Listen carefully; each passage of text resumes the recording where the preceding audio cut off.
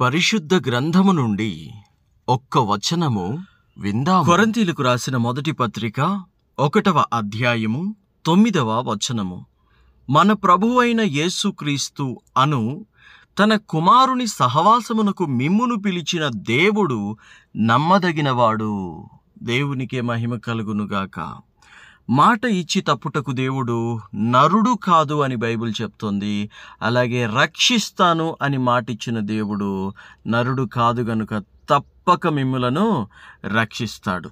మిమ్మును, మీ కుటుంబాన్ని, మీ బిడ్డలను రక్షిస్తాడు. ఏ వాగ్దానం అయితే మీకు చేశాడో దేవుడు దానిని నెరవేరుస్తాడు. అయితే కొన్నిసార్లు మనమే నమ్మదగని వారముగా జీవిస్తూ ఉన్నాం.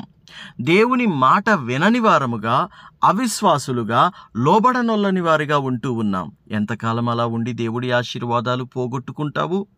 ఆయన నమ్మదగిన వాడు గనుక ఆయనను పోలి మనము నడుచుకుంటే ఆ ఆశీర్వాదాలు అన్నీ మనం పొందుకుంటాం. నీవు నమ్మదగిన వానిగా దేవుని ఎదుట, దేవుని పాదాల చెంత ఉందువుగాక. దేవుడు తాను నమ్మదగిన వాడు గనుక ఆయన ఇచ్చిన వాగ్దానములు అన్నీ నీ పట్ల నెరవేర్చునుగాక. ఆమెన్.